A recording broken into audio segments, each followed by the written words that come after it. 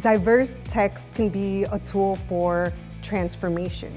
Not only do they center the voices of Black, Indigenous, people of color, but they call us to acknowledge that the literary canon centers around white male voices, white Eurocentric ways of being, and diverse texts call educators to be uncomfortable in their space, right? To shift in their seats and really get in that vulnerable space.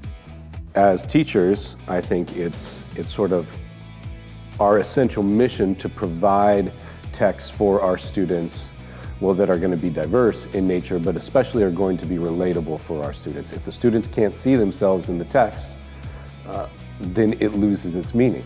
As an Asian American, I actually had never read a text with a main character that was Asian until high school. And so the more tragic part of that story is that I didn't actually think anything was wrong with that until I was going through my own teacher education program. I think diverse texts are really important because they offer spaces and opportunities for kids and for folks to be able to see themselves in text. I think when we think about Rudine Bishop's work of mirrors, windows, and sliding glass doors, that it offers spaces for us to see ourselves, offers us spaces to go outside of our norms and what we're used to, and also offers us experiences to question some of those spaces. So we have to really look at the identities of the people who are creating the books before we're sharing them with kids.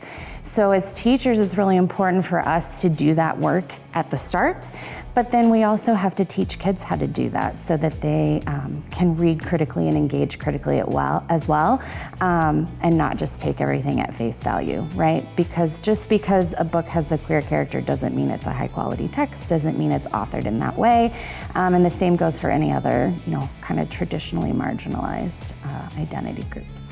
I don't think diverse texts are only for spaces that have students from diverse backgrounds. They're for everybody. I think it gives opportunities for us to see outside of ourselves and our norms, and I think really good spaces for us to question and challenge status quo. And it also gives us opportunities to consider our past and histories and mistakes that have been made, and to move forward that we can disrupt some of those mistakes and to ensure that we're moving forward in ways that are supporting our larger society. One of the tools that I personally have found really productive for using diverse text in the classroom is drawing on Learning for Justice's social justice standards. And so they have standards for identity, diversity, justice, and action. And I think using those standards to guide conversations before, during, and after reading a text, where we invite students to think about, how did this text reflect your own identity? Or if it did not, what did you learn about someone else?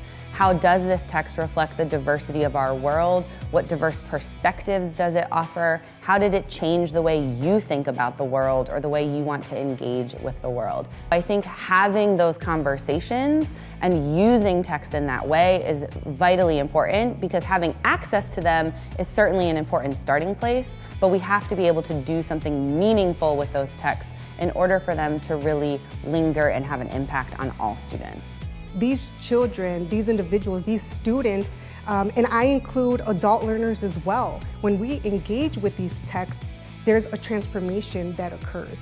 We really think about unlearning, right? Some of those things that have come across, we've been trained to think about, especially in very institutional settings. Even our pre-service teachers, when they're in these courses and they're engaging with diverse texts that they've never engaged with before, I've had students say that it really opens their eyes and really helps them purposefully plan for, how do I embrace difference and diversity in the world.